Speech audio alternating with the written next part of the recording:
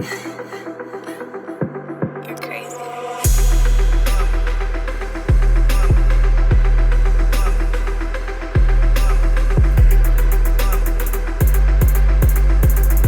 What's going on, everybody? Welcome back to another episode of the Viall Files Going Deeper Edition. I'm your host, Nick, joined by Allie and Amanda.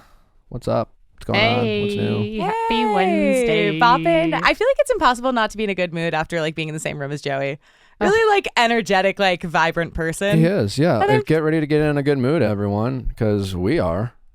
And he's honest. I feel like sometimes there's this positivity thing and I'm like, what are you hiding? Where are the bodies buried? You are too zen and positive. And I just feel like he's positive in a way that's still really authentic and real. And he admits to all the areas where he's I'm looking to grow. He's positive about not having a million things to be, he has a lot to be positive about, but he also seems to recognize that he's not always positive, but he's positive when he's positive, if that makes sense. As opposed to the people who are faking their positivity. Yeah. Anyway. No, he was lovely. Ray of sunshine. Yeah. What's new? What's going on in the world? Well, okay. So the Grammys were this past weekend. Did you guys watch? Yeah, I did. I saw clips. Okay, so there was there were some bigs, the whole Harry Styles wrong way stage turning, Beyonce being late because of traffic, etc. There was also something that I could not stop thinking about while watching the Grammys is what is it like to be the partner of someone who loses a Grammy? Because it's these are people who have pushed themselves, who have continually got these fish who have gone to bigger and bigger and bigger ponds and still been the big fish. And this is kind of the biggest pond there is. And so I can't imagine they take it well. So I was wondering, one, would you rather be the person who lost an award or the partner of someone who lost the award? And then two, who do you think I guess it just depends on the person who's the biggest sore loser. That's a good question. Because you're implying that the people losing don't handle it very well, and that their partner has to pick up the emotional baggage, or they have to do the emotional heavy lifting for their partner, because it's they have to soothe their partner who's disappointed and crushed after all they put into it. And if that's the case, I wouldn't want to be the partner. Okay, so did you see Megan Fox's caption? Yes. So it's congratulations on being, this is to Machine Gun Kelly, congratulations on being in the very small percentage of artists who have received a Grammy nomination. You've handled this process with a grace and maturity that I haven't seen from you before, and I'm so proud of you. Watching you walk in humility and gratitude, watching you grow into yourself and become a better man is immeasurably more satisfying experience than watching you accept an award. Although those will come, ... That sounds like a mom. And this is writing to her irrelevant, son. I guess, but I will just never ever get over how beautiful your face is. I hope one day you'll see yourself in the way I see you. I love you, and I'll keep this memory of you forever. So it sounds like he had a bad night after the loss. This is some uplifting. This sounds like this is a mom writing to her son. Best case, he pouted. Worst case, temper tantrum. In fairness, she did also post on Instagram that I believe she has a concussion and a broken wrist. Oh. So she's not thinking straight. Yeah, I'm just wondering if that. Write. Yeah. There's a lot working against her writing an Instagram caption right now. That's a good asterisk to keep in mind. Maybe the concussion. But it's also, it was sweet. It was nice, but it implies. It feels like it's a response to a behavior. A response to something. And it's I think my question is is it kind of like anger, tantrumy, or is it deep self-doubt and insecurity? Or maybe he handled it really, really well this time. Yeah. And in the this past. Is new. Yeah. I think Machine Gun Kelly, though, is a very introspective and emotionally aware person. At least that's what he presents. I remember when he went on the Drew Barrymore show, he full on in the middle of their segment was saying, I just want to let you know, I'm kind of in a weird headspace today. So if I'm coming off as aloof, that's not my intention at all. I love that. And That's I just want to be awesome. real. He seems like that type of person. So maybe this is just her almost sticking up for her man because she saw him be very introspective, and maybe he didn't take it poorly. Maybe he didn't crash a guitar. Maybe she just knew he was really hopeful for this. Maybe she knew it was something that he really wanted. It was a beautiful message. I guess it's just one of those things where and maybe that's the day and age that we're in, but it's just we write messages to each other on social media. It could be a birthday, a holiday, an event, an award, or whatever. But to me, that's not necessarily for me or us.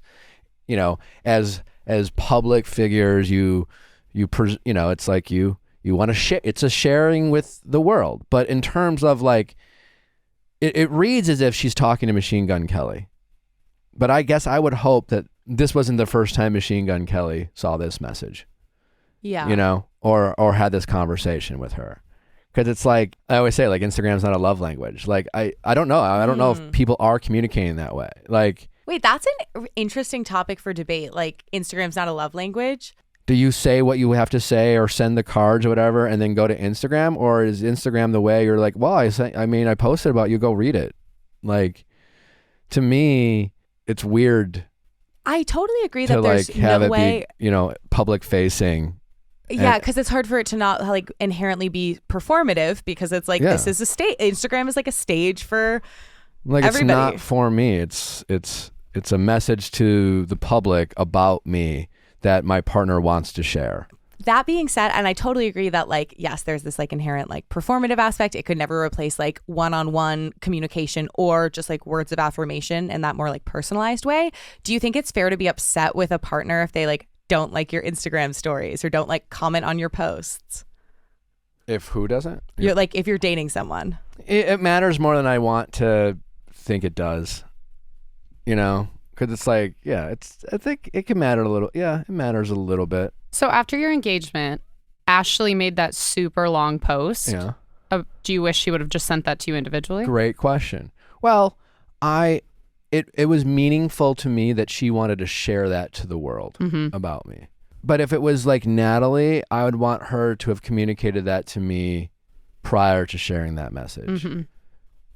I've always kind of known Ashley and Jared have said that to me, and a lot of things they did share, maybe not like in a message like that. They have nothing they said about me was anything they haven't said to me to my face, on various times, right? And they kind of put it all together in one kind of very beautiful and generous message. Yeah, I mean, yeah. I guess no. My point still stands. Everything they wrote about me, they have pointed out to me or said to me or told a story or whatever. And it was meaningful to me that they wanted to share that with the world. But if that was the first time I heard that, it would have been like, I mean, that was nice, but wow, I didn't realize they thought that about me. And like, what a weird way to read this for the first time. Yep. Yeah, it's almost like a grand gesture where it's like, those are awesome in relationships, but like they can't be because there's this deficiency in just like day-to-day life and the way you make people feel cared for. Yeah. We just bought some we got some new luggage, Nally and I. We got Away. Honestly, it's amazing. It's great. I can't say enough of good, amazing things about Away luggage. It's durable. It's got amazing space. It's incredible how much you can get in it. It rolls easily. You can set dogs on it. You can set other luggage on it. And it always looks brand new. Comes with a lifetime warranty, so it doesn't even have to look brand new. It acts brand new. Like, it's so nice to have luggage that you can rely on, and it doesn't break and blow open in the middle of traveling. All Away suitcases are built to last with durable, lightweight exteriors that can withstand even the roughest of baggage handlers. 360 spinner wheels. They have TSA approved combination locks that keep all your belongings safe. Away offers free shipping and returns on any non-personalized order within the contiguous US, Canada, and the UK. Plus, there's a 100-day free trial on everything Away makes. Take the product on the road, live with it, travel with it, get lost with it for 100 days. If you decide not to love it or want it, you can return any non-personalized item for a full refund. No ifs, ands, or asterisks. Start your 100-day trial and shop the entire Away lineup of travel essentials, including their best-selling suitcases and bags at awaytravel.com/VIALL. That is awaytravel.com/VIALL. Babel, language for life, people. Language for life. Learn a new language. Be sexier to people. Sound smarter to people. Also, just, have your travel wherever you go, stop being the dumb, ignorant American. I've been that person. There's nothing more interesting or like makes you feel more cool than just whipping out a language, even if it's just like having some conversation with someone casually. Oh. Yeah, and you ask, like checking in for a hotel. You can say that in French or Spanish or German, whatever you want. And then they'll assume you might speak the language and you say, that's all I got. And you know what? They'll appreciate the fact that you tried. And if you just want to actually maybe learn a language, Babel's great for that too. I mean, people are learning the ability to really talk in a second language. With Babel, you only need 10 minutes a day to complete a lesson. 10 minutes a day, just a little bit. Shavings make a pile, people. So you can start having real conversations in a new language as little as 3 weeks. Other language learning apps use AI for the lessons plans, but Babel lessons were created by over 150 language experts. Choose between 14 different languages to learn. Babel has speech recognition technology that helps you improve punctuation and accents. They have video games, podcasts, stories, and even live classes. Plus, it comes with a 20-day money-back guarantee. So start your new language learning journey today with Babel. Right now, you can get up to 55% off your subscription when you go to babbel.com/VIALL. That is babbel.com/VIALL for up to 55% off your subscription. BABBEL.com/VIALL, language for life. All right, well, we have a great episode lined up for you. Joey Zauzig is with us. He's fun. He's amazing. We have some great conversations. Boyfriend air is something I've learned about yesterday, and we get into it. Don't forget, tonight, Better Date Than Never, episode 3? 4? 4. Episode 4. You do not want to miss it. We got some great calls lined up for you, some best practices. But we want to hear some success stories tonight. It was kind of depressing last week a little bit. So we want to give some people hope. So if you are around at 9 p.m. Eastern, 6 p.m. Pacific, and you want to hear some fun dating stories, some success stories. Yeah. Also, if you tips. have some success stories, we'll be doing live callers like we always do. Come in. We want to hear some, things that worked for you, little tips and tricks. It's meant to be fun. Join us. You don't want to miss it. Don't forget that Raven Ross from Love is Blind is with us next week on Going Deeper. It is a big, big, juicy episode with all the tea about her relationship with SK, the rumors about cheating and infidelity, how it all went down. It's wild. Our jaws were dropped. You do not want to miss it. Also, if you were on the show, whether it was texting office hours, shooting your shot, whether it was an Ask Nick, we want the update. We want to know how you're doing, even if things didn't work out the way you wanted to, even if it feels like you're still in a similar place you were before. We want to know why you're having trouble incorporating the advice. We want to know if the advice was effective for you. We just care about you, and we want to know how things are going. Also, Viall Files now has a TikTok, so we know you're fun. We know you're on TikTok. Go ahead. Go to the Viall Files page. It's at Viall Files.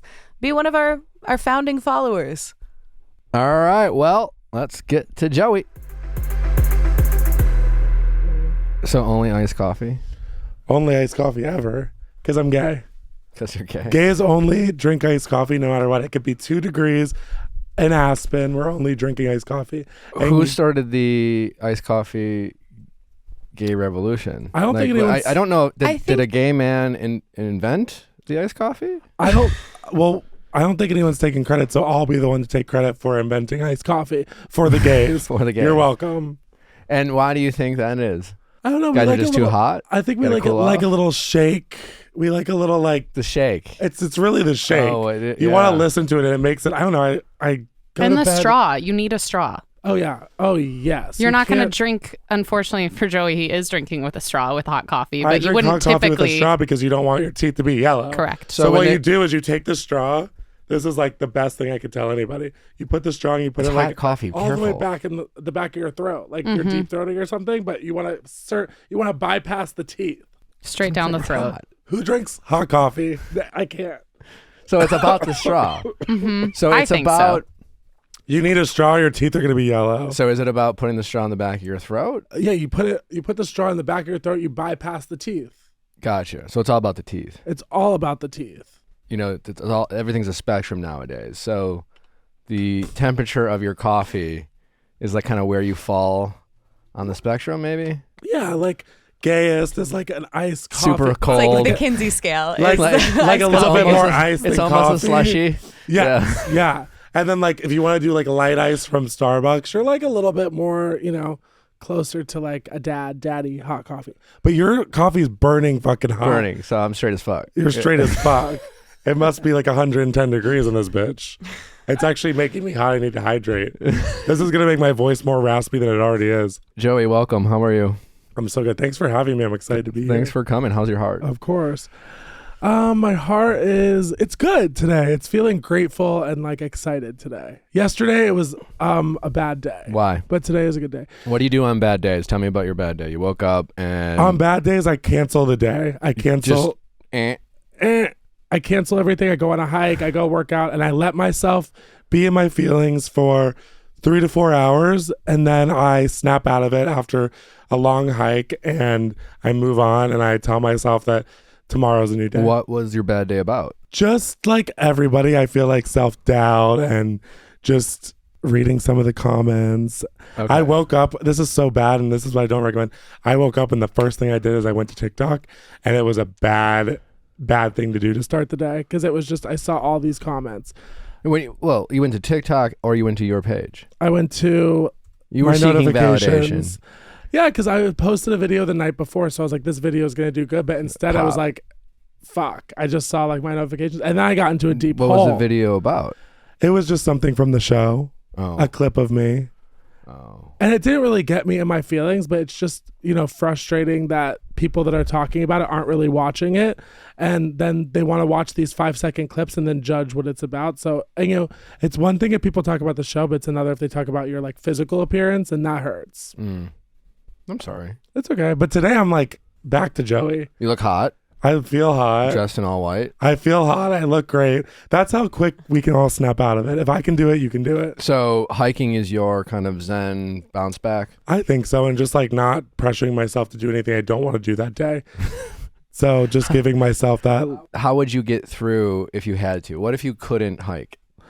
I would just. What if it were like, hey, it's time to work? I would probably just look in the mirror and snap myself out of it, because I've had to do that a million times. Like, it's not like I get to cancel the day every day. I'm very fortunate to be able to do that yesterday. But if I had to like come here today, I would still have to like take 5 seconds in my car and just snap myself out. I'm good at that. You are. Yeah. I think we all can be. It's just a mindset shift. It's not hard. Sometimes you got to fake it till you make it, honey. And sometimes that means like telling yourself you're okay, even when you're not, and putting on a smile. Yeah. I know. And deal with it later. Yeah. How's therapy? How'd you know? I just started therapy for the first time. Did you? Yay! Well, I'm doing couples. I went out on a limb. You're doing couples therapy. I'm doing couples therapy and individual therapy. Did you start at the same time? Yes.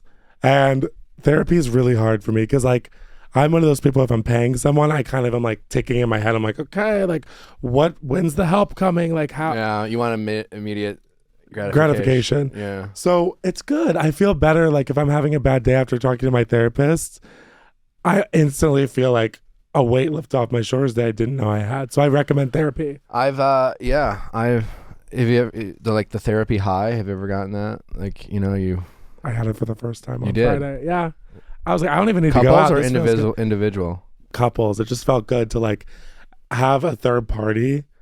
Yeah. Because I think couples have a really, like, if you can't find a form of communication that works for both of you, you're doomed, because no two people are ever going to communicate the same way.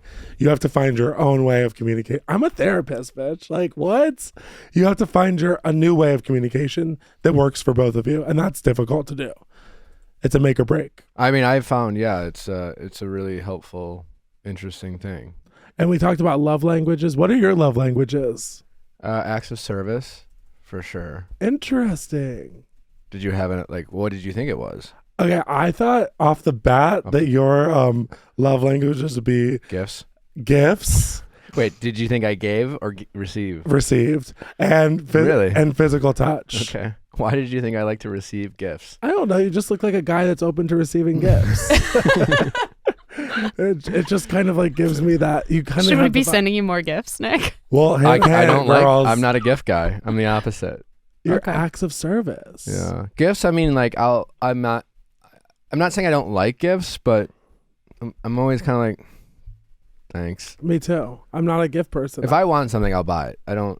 Me too.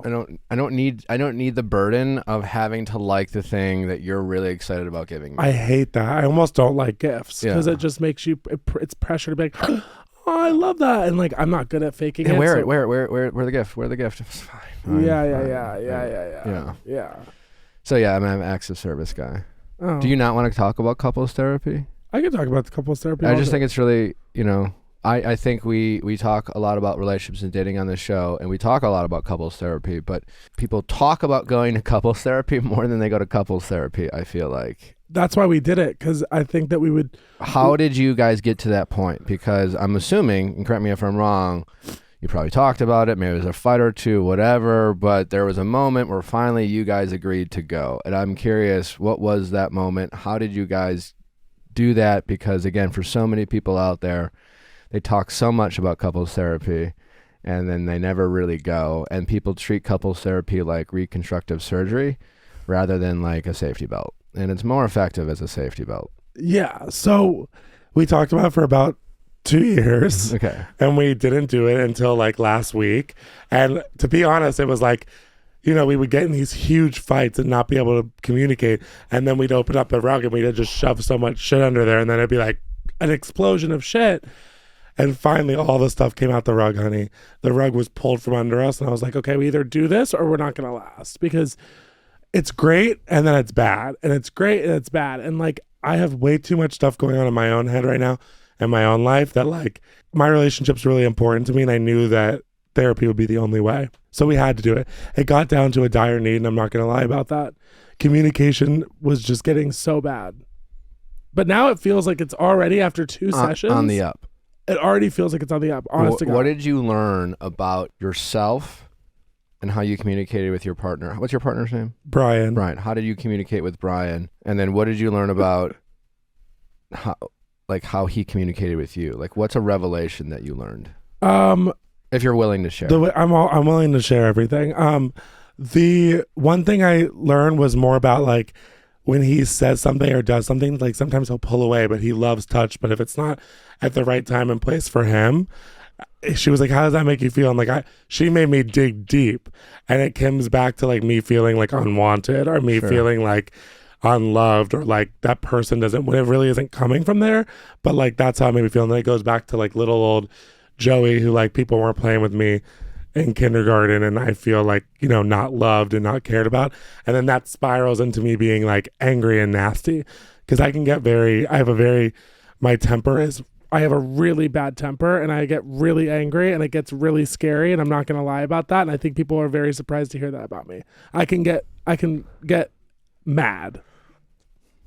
It doesn't surprise me to hear about anyone having a bad temper. I mean, I wouldn't have guessed that, but I can lose my shit, but I'm working on it. I'm working on it. Okay. To me, there is nothing worse than having a really fun night planned, and then you also have plans the next morning, and the fun night just inhibits you from having a productive morning, like having to skip a workout class or missing out on an early morning, really anything. And I wanted to figure out a way to change that. So now, because we're old and we don't bounce back the way we used to, we have found Zbiotics. Zbiotics pre-alcohol probiotic is the world's first genetically engineered probiotic. It was invented by PhD scientists to tackle rough mornings after drinking. Here's how it works. When you drink, alcohol gets converted into a toxic byproduct in the gut. It is this byproduct, not dehydration, that's to blame for your rough next day. Very fascinating. Zbiotics produces an enzyme to break this byproduct down. It's designed to work like your liver, but in your gut where you need it most. So I recently had a birthday, and it was perfect timing because we just partnered with Zbiotics. The first drink I had of the night, a little Zbiotic. It's a cutie, comes in a very fun glass bottle. Yeah, she's cute. Honestly, She's packaging, cute. very 10 out of 10. But this was awesome because my birthday was on a Friday, had some Zbiotics. I had a great time. I danced with my friends, had some drinks, but the next morning I did not have a rough morning. I still went to my goddamn Pilates class like a champ. I felt refreshed, alert, etc. Because there truly is nothing worse than like losing a day of your weekend because of a night before. Go to zbiotics.com/VIALL to get 15% off your first order when you use VIALL at checkout. Zbiotics is backed with a 100% money-back guarantee. So if you are unsatisfied for any reason, they'll refund your money, no questions asked. Remember to head to zbiotics.com/VIALL and use the code VIALL at checkout for 15% off. Thank you, Zbiotics, for sponsoring this episode. I'm working on it. I'm like, I'm just kidding. It's like, should we try to trigger him right now? I'm like, do you guys want to see it or what? I'm like, we can turn it on. Do you break things? How bad? How scary? I've broken things before. Okay. Not anymore. That was like when I was like younger and I was like angry after my parents' divorce, and that's where it comes from. Mm-hmm. But I've done a lot of self-work. That's why I kind of put off therapy, because I've done so much work on my, like 3 years ago, I was a different person. 4 months ago, I was a different person. I'm proud of the growth I've done by myself. But I feel like if anyone wants to take it to like the next level, you got to talk to someone, because you can only do so much yourself. And it's a lot of pressure to like grow yourself and to try and become a good person on your own. Do you and Brian socially, like when you go out, are you both kind of like on equal footing, or like I'm a bit of an introverted guy myself. I like to go out, but I can be aloof and in my thoughts. Natalie, more the extrovert, more the bubbly kind of magnetic person, and there's a balance with kind of how we go out and how we interact with people. And like, for example, did you see J-Lo and Ben at the Grammys? Oh my god! And it's like he did not want to be there. He didn't want to be there, but I saw this TikTok of this girl who was like a seat filler. There, did you see that? Yeah, I didn't see that. And she was just talking about how it was a lot of fun and she was really nice, but she ultimately was talking about how I guess Ben, like in the middle of the Grammys, Ben knew he was a meme in the middle of the Grammys. Like he was fully aware that it was already going around and he was being talked about all while the Grammys was being filmed. Yeah. And like they were kind of talking about it, apparently joking about it, whatever. But I thought that was interesting because I feel like a lot of couples will get like mad at their partner for like not living up to their like social expectations. Like, why aren't you having fun? Why aren't you smiling? You look miserable, blah, blah, blah. Like shit like that. Like how are you and Brian about that? You're a big personality. How do you guys interact, especially if your moods necessarily aren't in line with like whatever it is you're trying to do? This is such an interesting question because it's a very big point of contention. He's definitely obviously more the introvert. I don't know how much extroverted you could get other than me, but we're like, that's why I love him, because we balance each other. And sometimes, but he could definitely take it off my plate. Like sometimes I'm exhausted, I don't want to be like bubbly like at dinner. He can do that, he can take one. But sometimes if he's not feeling it, he is not feeling it, and he cannot fake it.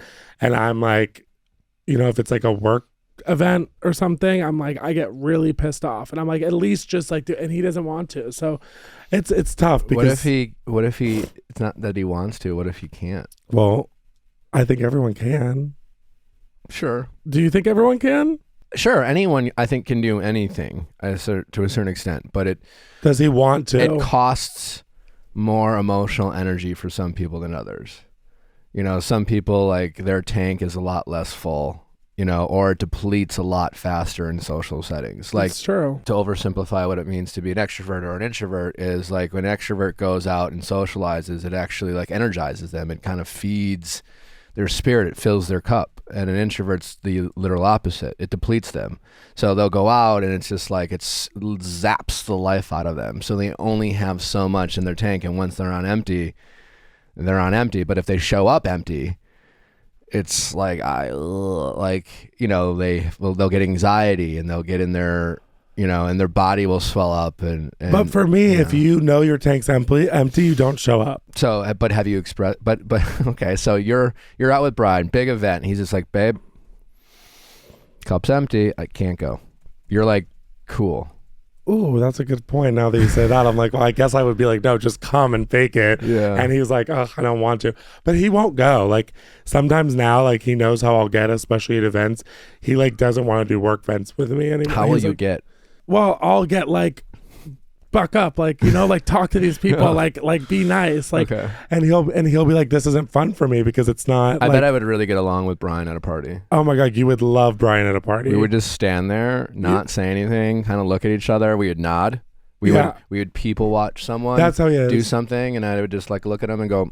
That's how he is. But he also taught me on the flip side that I don't need to be so social when I go out, because I get drained because I'm always talking to everyone. Everyone wants all my attention. He also taught me like, babe, like you don't have to talk to every single person. Like sometimes people aren't worth it. Well, that's fucked up. Sorry, but sometimes like you don't have to. People aren't worth. Sometimes you don't have to give your. It's true. Some people aren't worth it. It's just like I don't care. And I don't need to give my energy, my precious energy, to everybody. I'm learning that slowly as I grow up. Like I don't need to talk to every single person in the room. And he taught me that, because some people would be like, Brian's so standoffish, he's so mean. And Brian, like we get home, Brian was like, I just didn't feel like talking to that person. It was too much. Some people are too much. I'm sure when I go up to people are like, whoa, like he's way too fucking much. It got me here, so I gotta like figure out the balance. Yeah. Can I ask you a question? Yeah. We talk a lot about open relationships on this show. Yeah. Let's talk about it. Yeah. And I have a lot of gay friends, and offline, my gay friends, some of them will talk about how a lot of men in the gay community there's like these, it's a bit open sometimes. And I've never really talked about it online on a show. And we have a lot of heterosexual people nowadays exploring non-traditional relationships. I think the topic of open relationships is fascinating because there's this interesting level of communication and trust that comes with it, you know, because it really doesn't necessarily matter to me in terms of like sex means different things to different people. Yeah. But I know I have a lot of gay friends in relationships who have some versions of open relationships. And it seems to be, talking to some of my gay friends, like kind of a bad kept secret, you know, where it's like but no one really talks about it. No one talks about it. But Can we talk about it? Let's talk about it. I love talking about this. The thing is, the first thing I want to say about open relationship, like if you're in a long-term relationship, girl, boy, heterosexual, whatever, any kind of relationship, I'm sorry, but if you think you're having sex with the same person for like 20 plus years, you are wrong. That is boring, and you have to spice things up, and Okay. I'm all about it. All right. But you have to have the conversation with your partner. And to be honest, me and Brian have that, like, we haven't really had that discussion together, but we've had threesomes together. We've like hooked up with other guys together. Okay. You know, But you haven't talked about that? How does that work? I mean, it's weird because and then like he goes to New York. Like, I don't know. There's Grindr for gay guys, so you never know. Sure. Because sometimes like we'll like, you know, it's just we'll have threesomes with other guys and then we're like, I mean, I don't know what he's doing when I'm not there. My thing is this. What do you like, mean you don't know what he's doing when you're not there? I trust that he's not doing anything, but you never know because gay Sure. guys are gay guys and like, you know, people are people. they're everywhere, bitch. You don't have to be gay to cheat, you know? Well, people are people. That's true too. But I don't really consider it cheat. This is my thing. Cheating and hooking up with someone and getting off, like in the gay community, like, well, for me at It's least, different. I don't want to speak for the gay community, but I'm horny, bitch. Like, I like to fuck and I want to be, but like, I like some dirty, grimy shit. Like, I'm like, I'll fuck someone in the bathroom. I love stuff like that. I'm not going to lie. Yeah. But if that's, to me, it's not, I mean, I'm very, I'm sure going to get me in trouble, but to me, that's not cheating. Like, I think that cheating is more like if you're going to like be in a long term, like you're like communicating all the time, you're going out to dinner with someone behind my back, you're texting someone, sending them flowers, in a relationship with someone, to me, that's fucked up. But if you just want to like stick your dick in something and come and like with someone else to spice things up, that's fine. But I also think you need an honest conversation about that. Yeah. Before you just start sticking your dick in everything and running around town and fucking Lucy in the bathroom, you know? It's like you need to really, no pun intended on Lucy, I hope that's not, but like, but like, you know what I mean? Like, you got to really have the conversation. Like, be honest. Like, I did something in a hot tub with someone the other weekend, and like I came and Brian left early, and it kind of happened like as he was leaving, but he kind of knew. And I told him, I was like, I got my dick sucked in a hot tub. Okay. And what did Brian say? He was like, okay, Okay. kind of. Now, is that Well, this was right before we decided to sign up for therapy. like one last hurrah? But I don't know. We'll unpack that in therapy. Don't worry about it. I'll see you there. I don't know.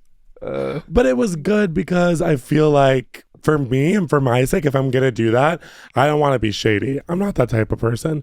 Clearly, like if you know me, I'm talking about everything right. I always just tell people how it is and how I'm feeling.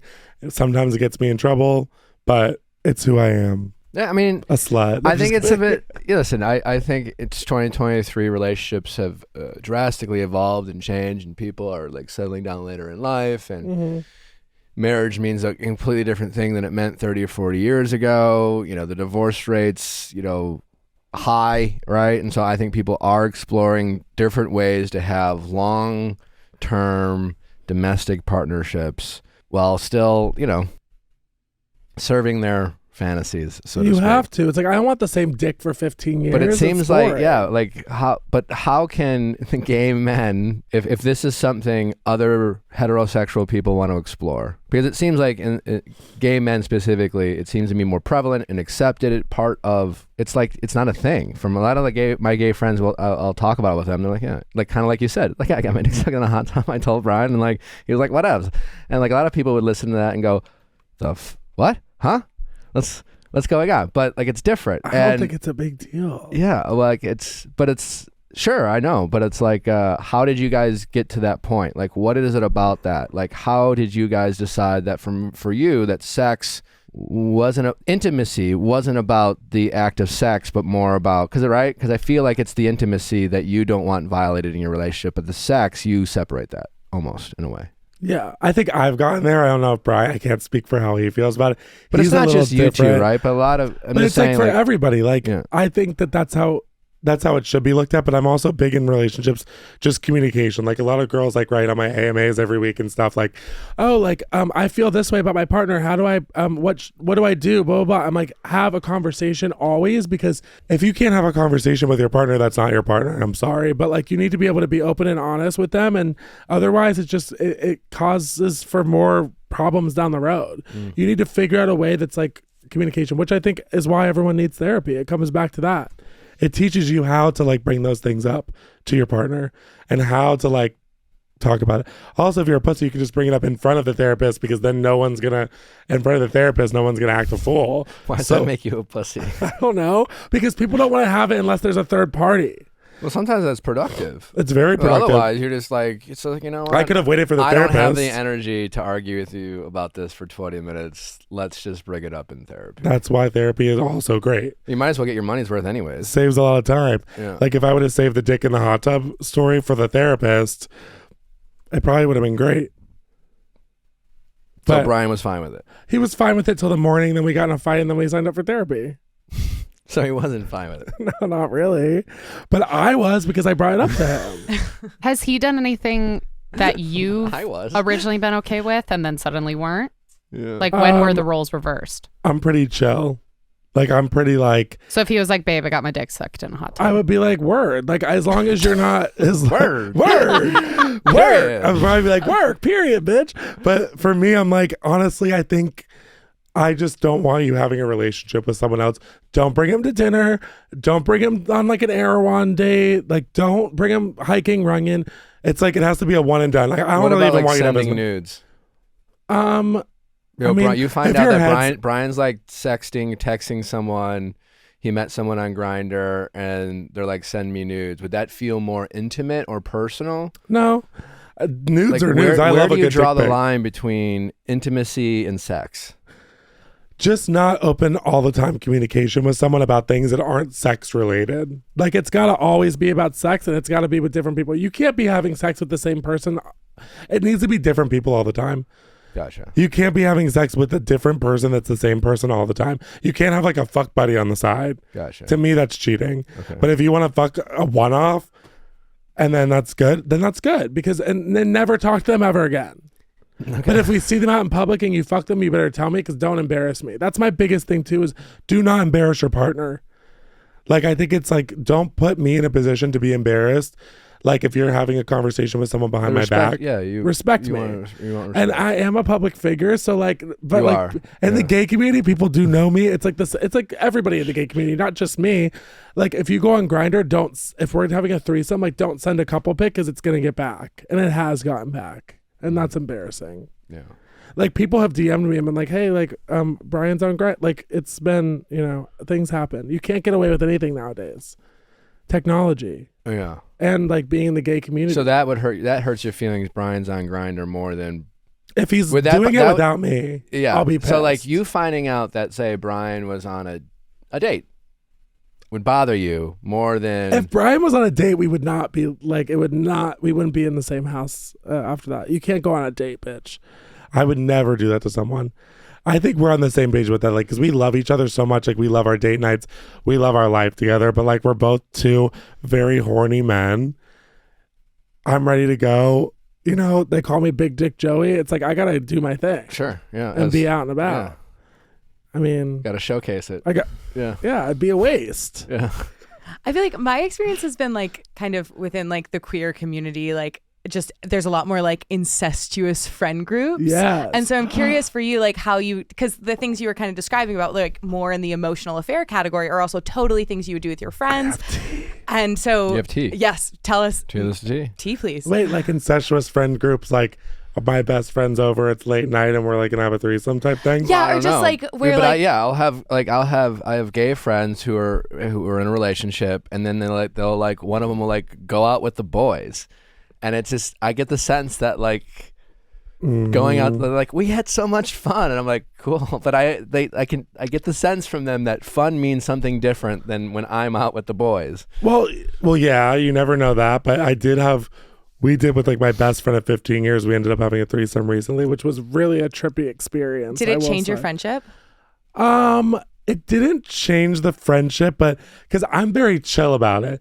But for him, for my best friend, he's like, "Is everything okay?" I'm like, "Everything is cool." Like it was like a one, like no one feels anything different, and so like but we had dinner last week, or we spent the whole night together last Saturday, so like we're good. It's just the other people they have to worry about because everyone's like, is everything okay? Everything's fine. It depends on who you're with. Some gay couples will invite a guy over and like get in a fight in front of you, and it's like, oh my God, like I got to get out of here. We're not like that. We're like one and done. See ya. Okay. Everyone should be more open to the threesome thing as long as it's not going to affect your relationship. Once it starts. You think everyone being gay, straight, whatever. Are you open to having that be a conversation? I'm open to anything. Yeah. I love the idea of any feeling is a valid feeling to have in a relationship.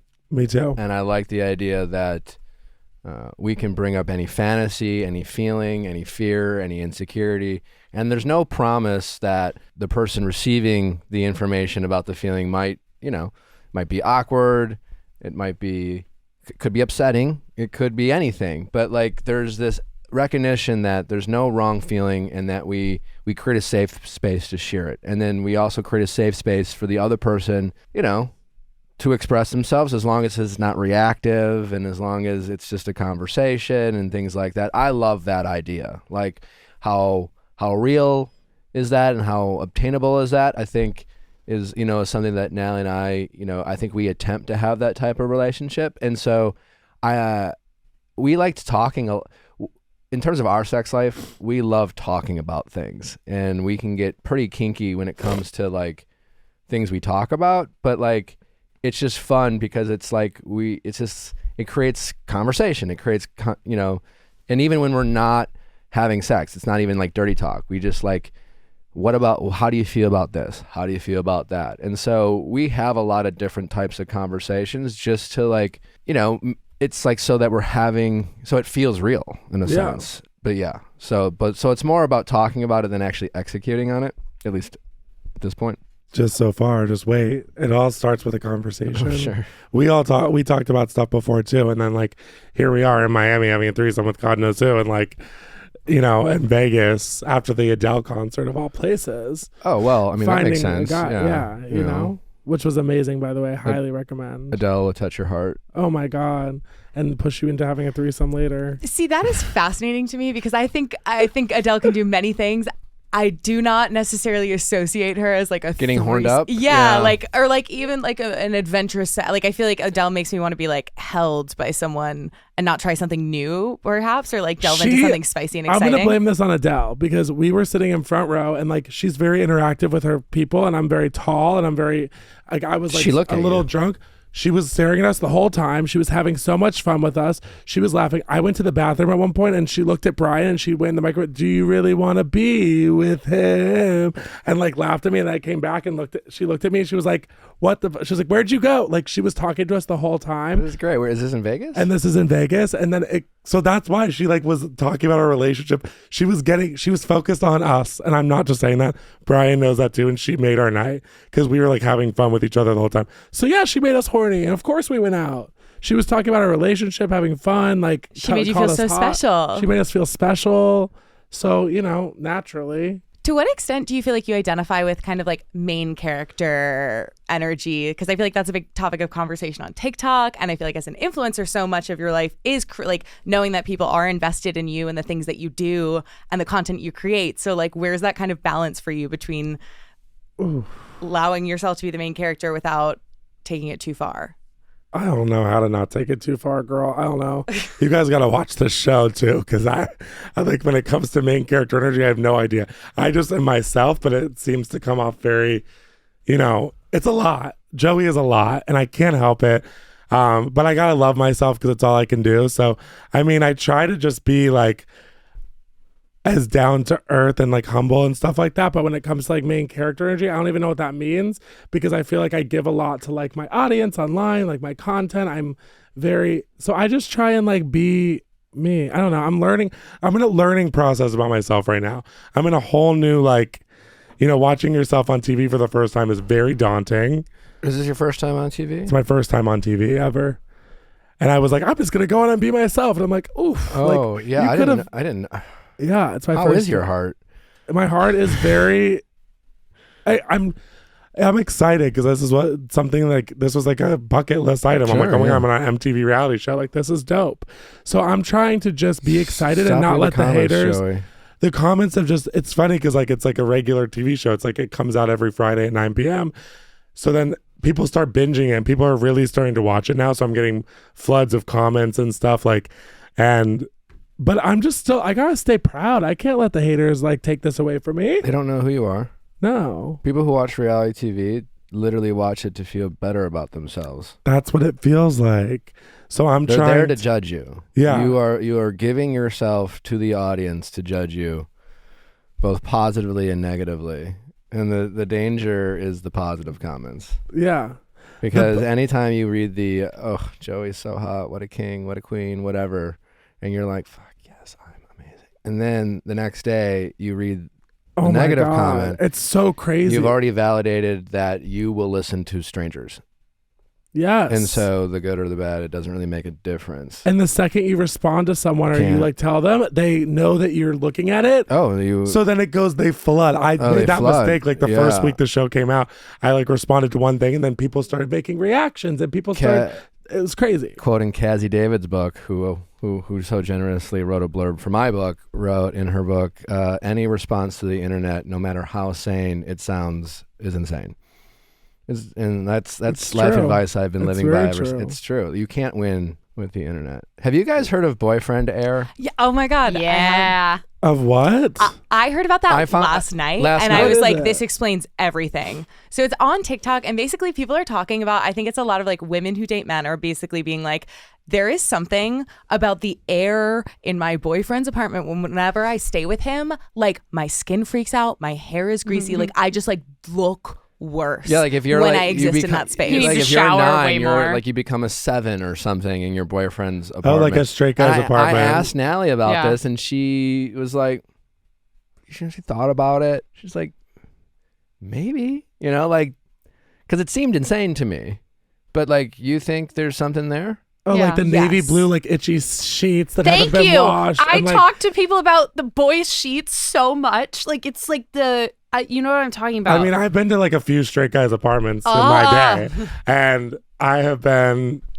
I've been to a few straight guys' apartments in my day, so I What do know you mean by that, Joey? Like I've hooked up with straight guys and been to their apartments to Are hook they up with straight them. then, or they just identify? If you saw the navy blue sheets in the apartments, you would know they were straight, bitch. In the sink with the things and then the boyfriend well, that's hair. the thing. It's like like when have the sheets been washed? That's gonna affect your They haven't acne. been, and they the smell bathrooms musty. are always gross. Like I remember dating people where I was like, "Where is your face wash? I need to wash my face," and they were like, "I don't wash my face." Like absolutely, and I was like, "What am I supposed to do?" There's like Dove hand soap in the thing. Like My boyfriend didn't have chapstick. Like you say that like well, like that's insane to me that I'm at your house and last it- weekend. and there's nothing there. No, not even like Vaseline. Like, That's there's unhinged nothing to to me. be. Yeah. Oh my god, no Vaseline in the house? Like even for any kind of other reasons? Not even like a coconut oil, something? He must have had something. Some Yeah, moisturizer. he had no lubrication. I mean, I'm not going to put lube on my lips. Oh. Hey, He uses lube? you never know. What do you mean? You say that like that's like a weird, freaky thing. I find lube to be Do you use lube? no. Oh, so it's a gay thing. It's like I mean, I've used spit not- before. It's like not good on the skin. I find it to be an irritant. You're Well, very then you're sensitive using though. the You don't wrong even sen- use deodorant. I have sensitive skin. Yeah. I also think like coconut God. oil. It really does like. I love a coconut coconut is my oil, bitch. favorite. One time we didn't have lube and like someone came over and we were having a threesome and we had to use coconut spray. Like the coconut Like spray the that Trader you Joe's, Like, they like- use I just like took it. Like and, for a sprayed it cooking on- spray. Literally like Pam olive like, oil. I Just literally like coated my dick with like the coconut spray. And then everything Wild. smells like Like now in like the moment, you're like, I don't even give a fuck. Oh, And I then- didn't care. and I then- just was and- like rummaging through. I was and like, we then gotta when you're find something. done, it's like the whole scene goes through your head in slow motion of you just. Well, it was one of those continuous sprays. Oh, so you just okay. like spray. That's better. If it was a pump, that would have really killed the mood. Oh my god! I think the the spray in general killed the mood because it was like for cooking purposes. And he was like, what the fuck? I was like, well, it's all we got, honey. And then you permanently have like, or for me, like I permanently have the association with the smell where like whenever I smell coconut, I'm like, oh my God, like Pavlovian. Well, yeah. So back On to the topic- boyfriend. Exactly. There, I want like. Oh, yeah. Is this a good thing or a bad thing? It's a bad Bad thing. thing. Well, but like, is there a way that does it tell you that like you like him? Like, how much are you there to be impacted by boyfriend era? Yeah. Because like going over to a guy's house. Yeah. Like, you know, it's not. And correct me if I'm wrong, but my understanding is it's like, okay, you're on your second date. He's like, come up to my place. You're watching some late night television. Maybe something happens. Maybe something doesn't. Are you being affected by boyfriend air then? Or No, do I you think have, it's when you routinely like sleep there. Yeah. you have to sleep there. Yeah. Because your whole routine is off then. Oof. Your face is touching the pillowcase. You don't have your normal products. You're So being this affected. is that series of dating where it's like, I feel like a lot of people in situationships are getting boyfriend aired, maybe. I luckily get to avoid boyfriend air as a dog mother, so I just get to peace out. But yeah. You just hit and quit What do it. you mean? Well, it's like I can't sleep there. Oh, you got to be back for the dog. That's so Yeah. true. Bye. Now, would you want to stay there? Or is the dog an excuse? Because The dog's- thought of Kiki sleeping in the apartment by herself in the darkness, okay, wondering where let's mommy just went. pretend for, like, let's say Oh my I'm God, it taking breaks care my of heart. Kiki. Kiki's at my house for whatever reason. We're chilling. She's fine. Oh, okay. She's fine. You're on a hot date. Then I would, if she was fine, I'd probably stay. You'd If the want to date stay. is good. Yeah, if the date was Well, I good. don't know. I mean, like a lot of guys, if like they had the option, Would want them to leave or stay. would want to go. Yeah. What do you think? Why do you think that is? Like, do you think it's the idea of implying that you're looking for something more like serious because of like the emotional intimacy of seeing someone in the morning? I mean, you know, when I was single, I was very self-conscious even before I was in any type of limelight. I don't want to lead anyone on. You know, I was very upfront with like, even before we had hooked up, of like where my head was at of what this was. So like I wasn't a mixed signal guy. Like no That's good. one ever could accuse me of love bombing ever. Like That's good to you could be- accuse me of other things maybe, I don't know, but definitely not the love bombing. It would be like, even if that meant I was cold or a dick or whatever, what you didn't think is I would never try to use emotions and feelings to get laid. That's better than leading someone on, you know, like, or like trying to like cuddle for the night because then it gives people the wrong impression. Yeah. And then they wonder why they get ghosted because, you know. Like I've had people over in the past and I've looked around my, apartment at the time, and I'm more messy than filthy, but I'm not tidy at all. Me neither. And I've looked around and I'm like, fuck it. Like I don't pick up or clean or wash my sheets or even put the sheets on. It's just more like I don't need her to fall in love with me. Yeah. Like, you know what I'm saying? If she leaves with a bad impression, worse things. I've deliberately not picked up because I've just like, I'm not trying to like impress her. Are you trying to get any action? Because Sure. if I walked in and there was no sheets on the bed, I'm not sure I'd be like, woohoo! Really? I feel like that'd be kind of hot. Like, I mean, listen, I'm not saying that I have never picked up. I guess what I'm saying is when I have the thought of like, yeah, it's just more like we all know what's going to happen. You'll get over it. Whatever. you would pick up for the right girl or the right person. If I right? like them, but if I'm you saying like them, but if it's like, just a hit and if it was a hookup, if it was like like maybe we had hooked up before, whatever it was. If it was just like we kind of understood that there was a hookup and maybe it was early on in dating, and like even though despite like my upfrontness, it was like we didn't really talk about defining the relationship, but we were just like it's a second date or something, right? Or Yeah. a third date, and we just really haven't got into it. And I'm thinking in myself, this is a nice person, cute person. I'm attracted to this person. Maybe I want to hook up with this person, but I'm pretty sure I don't see it going anywhere. I would just say fuck it. I just don't put in the extra effort Yeah. that I would otherwise put in. Well, maybe And that's even a if good even tip if for she people. thinks like less of me, it's like I think a lot of straight men do versions of that. They definitely do. Where they, they're not trying for a reason. They definitely do. Yeah. On the other side of things, if you're with someone, like you're dating someone in the early stages who you do like and you do potentially like see things going somewhere down the line with, how long do you wait before you let them see you like really like uncooked, raw, like most busted, vulnerable version of you, like looks wise? Like when like the first time. I don't even know what that means. Like you see them like get raw, like for girls. I feel like my most busted look is pretty still damn good. Well, and that's awesome. Congratulations. And that's amazing. He's like, I fucked her without sheets because I didn't want her to fall in love with me, and I've never looked busted because I just always look great. And I'm Nick Viall. I see how this sounds. Yes. Okay.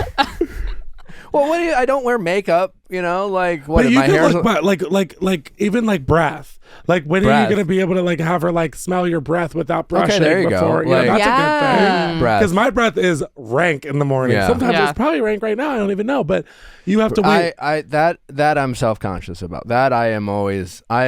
You can think I'm messy, but I don't want you to think I have a foul breath. There you go. So when is it? When in the relationship do I get so comfortable that I am not so self-conscious that I don't wake up and brush my teeth or you're not like vigilant about making sure vigilant. it's always a while. How about you, Joey? Going and having like toxic, like once I got out of the toxic relationship stuff, I was like, fuck it, I'm just gonna I'm a very messy person. I'm like, I live like a straight guy. It's bad. I mean, now we don't because it's like different, it's different, but like I like to now just show people who I am up front. I'm like, fuck it, this is me. I'm gonna wake up, you're gonna turn over and probably be like, like I could look pretty scary, let's be real, like, or like after a hangover, after like a one night stand. But I feel like it's good to show people who you are up front because you want them to love you in every aspect. My advice to everyone is to show people who you are up front.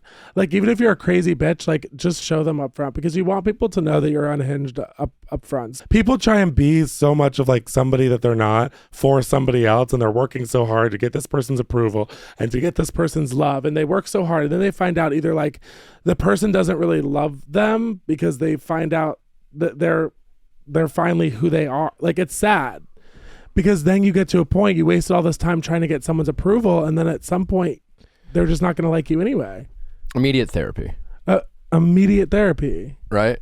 Like I wouldn't want like for non-therapists, what are like things that would immediate therapy? Like I mean, I feel like just like seeking validation from people is like a hard thing. I think like a lot of people do that for significant others. They just want to try everyone should be in therapy. They try and mold into that person's life and be a part of that person's life and be like instrumental in that person's life. And then you get to the point and it's like you find out they don't, you love them, but they don't love you. Oops. Yeah. It's true. It's sad. Because I see that with a lot of my girlfriends. Like they will shape shift their whole life for this guy and like try and fit into their world. But then they get to a point where they realize the guy hasn't done anything to fit into their world. So they lose their world. They haven't asked, or they haven't let them, or. No, well, yeah. I mean, exactly. They're not, it's the self-worth thing. They haven't worked on themselves a lot. I think you get in the best relationships where you focus on loving yourself, where you don't have to get validation from a guy. You don't have to mold into their life. You're like, wait, this guy needs to mold into my life because I have a great life too. It's not just like I'm going to go and just be with him all the time. I see that with my girlfriends way too often, and it's sad because then you, like I said, you get to a point and you're like, I love you so much, but you don't love me, and you realize this person's never going to give you the attention, but lo and behold, you've dropped your whole life to be a part of their life, and now you don't have a life of your own, and you have to rebuild from zero, which isn't a bad thing because you learn so much about yourself and it makes you stronger, but it's scary because I see that happen with my girlfriends. You get to a point and you just have nothing left because you've just been involved in their life the whole time. Mm-hmm. What are some other things that, like, as a gay man, you feel like you observe in like your straight friends, like about their relationships or tendencies? Straight guys are scared. Yeah, like always. What don't you get about straight people? Ugh, what don't I get about straight people? There's so many things. Or like, what notes do you have? Oh my God, you guys. I mean, for one, I just think that, the guy-girl dichotomy is like should be way easier than it is. And I think the people that make it the most difficult are sometimes the guys and not the girls. And sometimes it is the girls. And I think at the end of the day, it's just a communication. But I think there's too many like cross signals all the time with straight people. Like, just tell them how you fucking feel. Text them and like call it a fucking day, you know? Stop with the whole like, what should I do if he's not fucking me good and I'm not getting an orgasm? Like, tell him, get a dildo, work things out in the bedroom. Like, there's lack of communication in straight relationships, period. Yeah. Do you feel that way about like queer women? It's like the lines of communication are a lot more open because you guys are just more familiar with each other's needs? Like, Yeah, and I also find like for me, it's like I can't default to like gender roles in the same way where like if I'm dating a man, like there's certain ways, and I think sometimes it's very conscious, sometimes it's just subconscious, where it's like just these like learned beliefs about like men versus women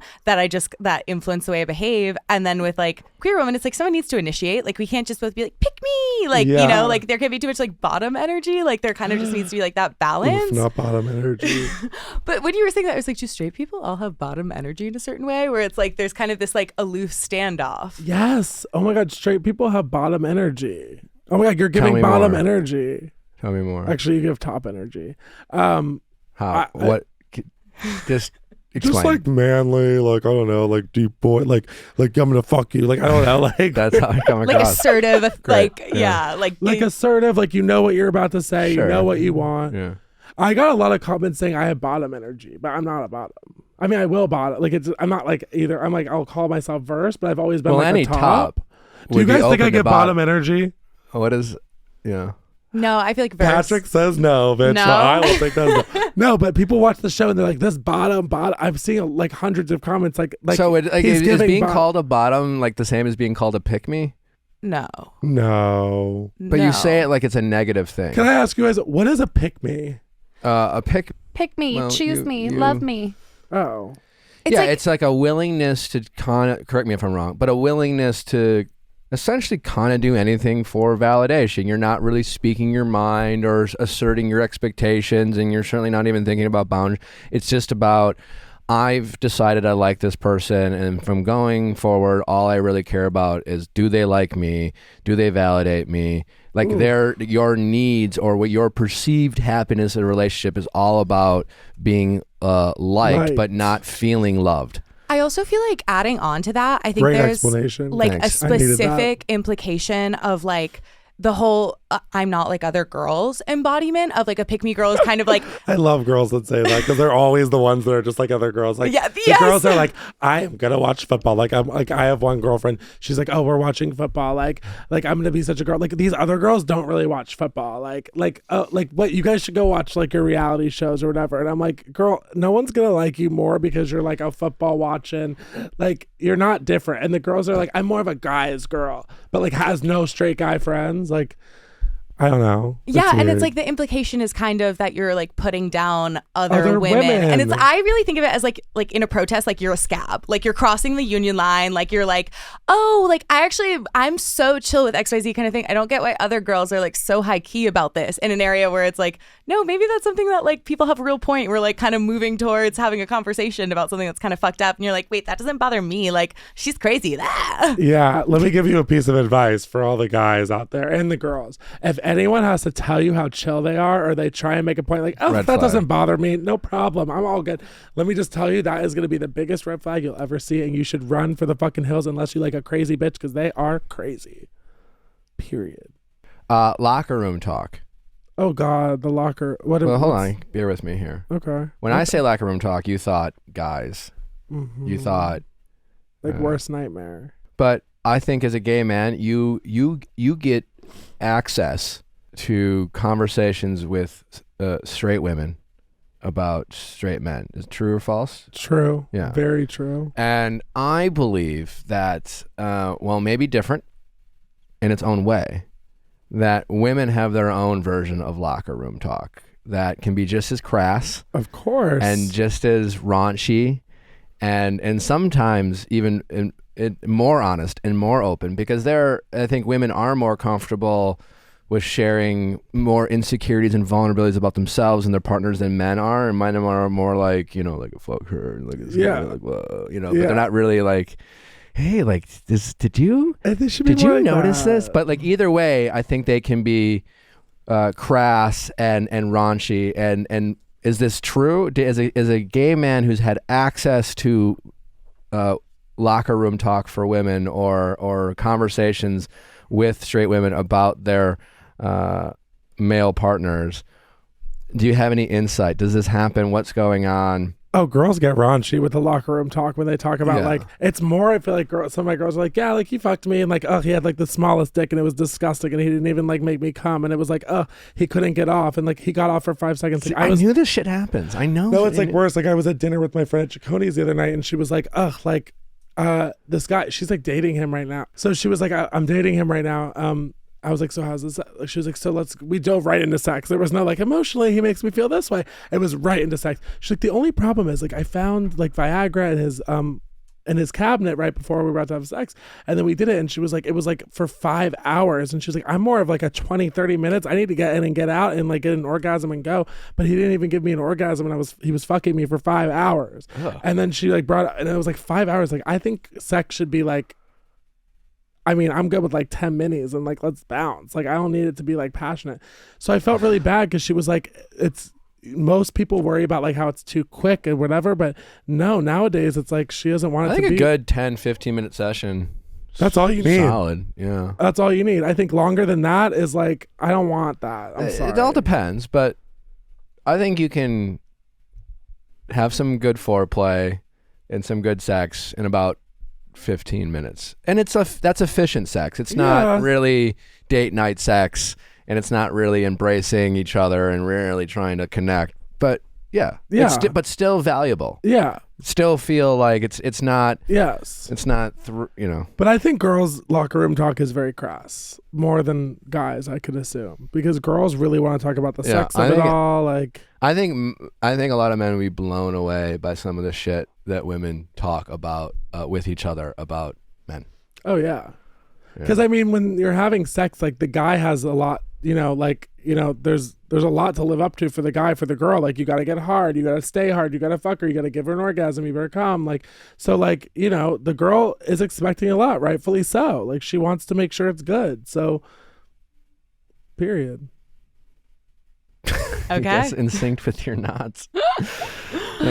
Anyway. Period. Okay, so because like you're someone who gives such amazing advice on TikTok, and also the show you're on is all about like friendship, we wanted to play a game called Real Friend, where we just like run some scenarios by you and you just like let me know like what does a real friend do in the situation, how do they handle it, how do they navigate it. Oh, this is gonna be a good game. Okay, so first one like really kind of gets to what we were talking about earlier with like energy levels, but if you are like utterly like exhausted, depleted, in a really bad headspace, but it's your friend's birthday dinner, what does a real friend do?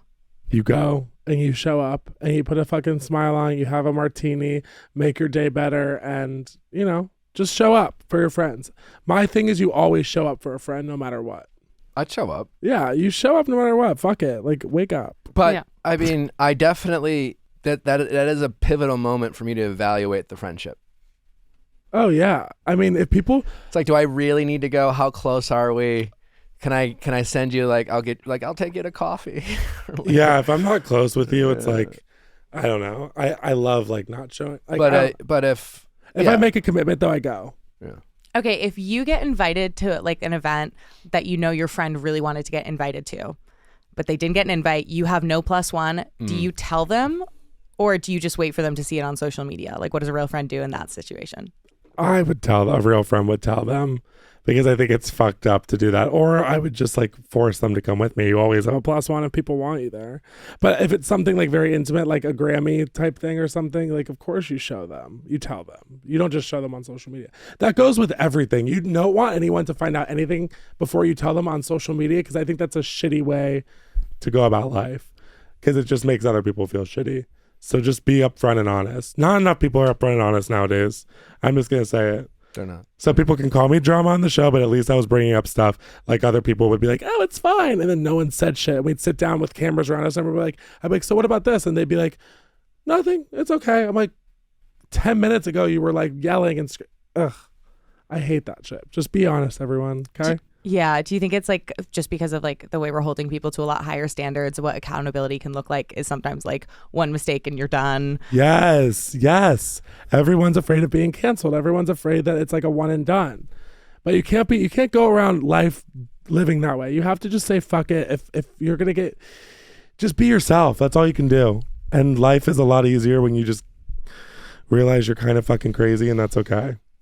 Okay. If your friend asks to borrow like 10, I don't know in an exact number, but like let's say like $10,000, like an amount that is like significant you might have on hand, and they don't like. But you can afford. Yeah, it's a significant amount that you can afford. You know that if they didn't pay you back, like ultimately it would be fucking annoying, and you could use it, but you don't need it. Like you're not leveraging necessarily yourself. Okay. But it's a real amount of money. Okay. And they're like, I can't tell you I need it, but like please trust me that I do need it. Like, what do you do? It depends on the friendship level, you guys.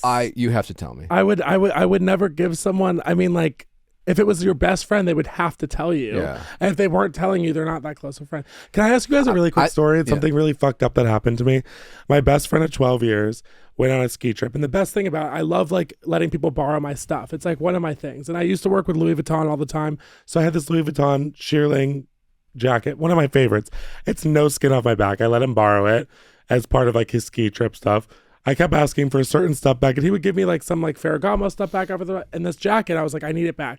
I went to lunch with his roommate who lived with him at the time, and I was like, hey, like I need, like it's so weird. I want this jacket back. He was like, babe, and he showed me this like Depop, like he had sold it.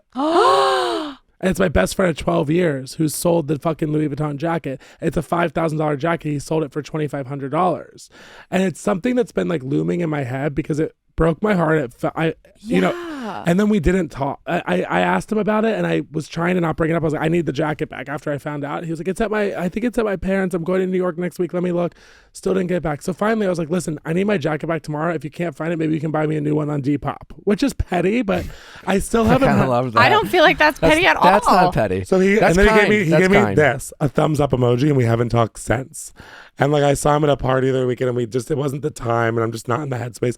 But my question Why didn't you is, confront him? because my friend asked me not to at their What birthday friend? party, whose birthday party it was, and was like, don't confront him when you're there. I don't want drama. So I was like, okay, I won't. Fine. But like So fine, immediately but- when you get so home. this is where I'm going to ask you guys, because for me right now, the friendship's dead. This happened 7 months ago. He hasn't been to my 30th birthday party. He hasn't been to any of my like premiere stuff, like nothing. So my thing is this: the friendship's dead. Because when someone sells an item of your fucking clothing behind your back, I'm sorry. That's insane. Because you know what you're doing. There was pictures, there was a description. Like when someone does that to you, It was a photo of you wearing it. basically, but like tags inside. That's why it's hurtful. Do you get the money back, even though it was only $2,500 that he sold it for? It was a $5,000 jacket. Or do you just move on, never talk to him again? Or do you confront him and say, I know what you did, by the way. Like, this is why you know what you did. Well, doesn't You he owe me kind a of fucking know ap- because you said Yeah, you can but- buy one on Depop? Yeah, but why the fuck I have haven't an I gotten answer an for you. apology? This is easy. This is an Okay, easy what's one. the answer? Yeah, you absolutely confront him because like this is a meaningful person in your life, and it's really not about the money or the jacket, even though it's annoying and frustrating and disappointing. But like what it signifies, he violated your trust. He went behind your back, lied about it. The whole time you're thinking, this is insane. What is going on? Like why, and how could you do this? So I think you need to confront someone just to express yourself and just get it out. You know, you just got to be like, this hurt my feelings that you did this. Why did you do this? I don't know if you're going to get an answer from him that is satisfactory to you, but like just being able to ask the question, I think you'll find therapeutic. As far as like, and then I would just let it go. If he pays you back, great. If not, He never great. will. He's such a yeah. deadbeat. But like, I don't think you like. Don't latch on to the jacket or the emotional energy. Maybe you buy yourself something nice, treat yourself as a way to like make yourself feel better. Maybe it's that same jacket. Or whatever it is. But like, yeah, I think express yourself, but let it go. Forgive him, and the sense of like, don't every week be like, you owe me a fucking jacket, you owe me, because that just keeps you emotionally invested and tied into like what he did. I would never do that, but I think you're right. I think I need for myself and my like, You got to say something. mental, I need to confront it. Yeah. Be like, I know you did it. It hurt my I just like feelings. expect someone that does that to you to like, why haven't you apologized yet? Why have you not said one word? So it's almost just like you're even more. This of a is the shitty same person who actually sold your shit on Depop. So like you're trying to like rationalize. That's true. And there might be a reason, and maybe there's some like hurt or pain or whatever that he needs to process, but like a rational explanation for an irrational act is often not what you get. You're right. Because this is not a justification at all, just a potential like explanation. But I wonder if like, especially because, you know, with like the show and like you've just had, I think, a huge increase in like visibility and success recently. And so I wonder if it's like a form of like, well, he doesn't need the money. Like This I was need before the money. show. But This and was there like was 7 months ago. There's That's no what way it's he talking- thought you were like giving it to him, right? No, that's the thing. It There's wasn't no like way a present. There's no way in the world that he would have thought that I was giving it to him because it was very like, you can borrow these for ski, and everyone knew that was my I favorite bet this shit cheerleading happens jacket. more often than people. I bet there are people listening yeah. like Yeah. totally relating to That's the why my story. biggest advice is also get your shit back from your friends if they borrow it. Remember it, because people forget. Like, people come in my closet because I have a room as a closet in my house, and people come and they just like take shit all the time. That's why I only have like my good friends at my house, you know? Yeah. I would Yeah. confront them. Mm-hmm. So I got to confront. It's about you confronting.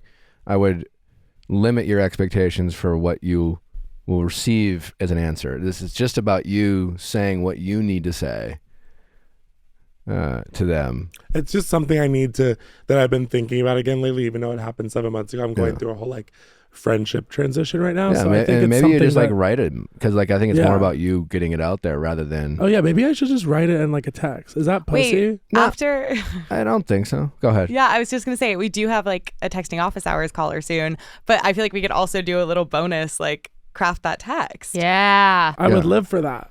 Okay. Let's craft a Are we done with listener's our game? text. We're not And done then with we'll the game craft yet. yours. Let's see if there's And then we'll any, craft like, the text. I have amazing one for you ones. while she comes up. Like your best friend cheating on their partner. Mm. What You does a know real it. friend do? What do you do? This is so fucked up. I mean, it's not your responsibility. You can't get involved in that. What would you do? Well, however, like, do you believe? Do you think your friend's a good person? No. You don't. Then why are you friends with them? I don't know. This is really difficult. No, but good people can do bad things. I think everyone believe makes that? mistakes. Okay, sure. Everyone All right, can make so- a mistake. I'm all down for that, but you have to, when you make a mistake, always take fucking ownership for it. And people that can't take ownership for their mistakes, that's the red flag. Okay, Like, so it's not about the mistake. your friend is making this mistake. You find out that they are cheating on their partner. Whatever cheating means to you, you have decided, you know that your partner knows that they're cheating, right? Maybe it's not about sucking dick in the hot tub, but like, you know, they're emotional They're cheating. They're emotional going they behind need their to, back. They need to nix it. I would be like, you need to cut it off now, or it's just you're only hurting yourself. That's all you would do? You would go and tell the boyfriend? Not at first. No. I would say to my friend, I would say some version of like, listen, like, I think what you're doing is fucked up. I believe in you. I think you're a good person. This is not the person I became friends with. And like, I think you need to tell them. And I know that sucks and you're going to be really mad at me, but like, you need to tell them and I'll be here for you and I'll support you and like whatever you need to do. But like, if you don't, I will. So like, you got like 48 hours. See, I would do everything until that. If you don't, I will. Because at some point, if they're going to do this, you have to just distance yourself from that person. Because it's not going to Well, I do mean, any- again, like it comes down to like, I think sometimes people, again, that to me, that's like being a friend. That's like holding, you know, I'm not just going to quit on my friend because I think they're going through it, you know, or whatever it is. That's what's happening to them. And so if I truly believe that this friend of mine who I've invested and gotten to know and believed in and thought they were like had good character and like trusted with things that I, you know, needed to vent to them and now I realize they're making some like harmful and toxic and destructive decisions, not only to them, but the people around them. Like I would want to believe that they are capable of doing the right thing and they're stuck and they need someone who's willing to hold them accountable for the character that I believe or hope that they have. And that includes like fessing up and being honest and making amends and all that shit, you know, because I don't think being a good friend is lying for your friends and covering up. Like I'll be loyal, I'll have your back, you know, we'll bury bodies together, but like I care about my friend's character. And like to me, like that's being a friend. I agree with that. I think I wouldn't want to be friends with someone that couldn't fess up. Like, I don't like that shit. I don't like when Sometimes people go you need a behind my boost, back. though, maybe. You need a boost. I would make my friend fess up. And I guess you're right. Like, at the end of the day. I mean, the if it hope was is you're for scaring them- them to the point where it's like, if you don't, I will, so that You hope want, that they do that. you know. You hope that you won't have to be the one to go to the spouse or whatever and be like, And if it got to the point where they're like, I'm just not going to, fuck it, then I would be like, all right, fine. You're not who I thought we were. I would kind of take a break from the friendship until they do. But then I would, if I realized that the person I thought I was didn't have the character that I thought they had. This is going to be very controversial. I would, because a lot of people, it'll be interesting to see what. Here, I'm right and everyone else is wrong. There's just, I'm sorry, if you really care about, it all depends. What if you don't like the boyfriend?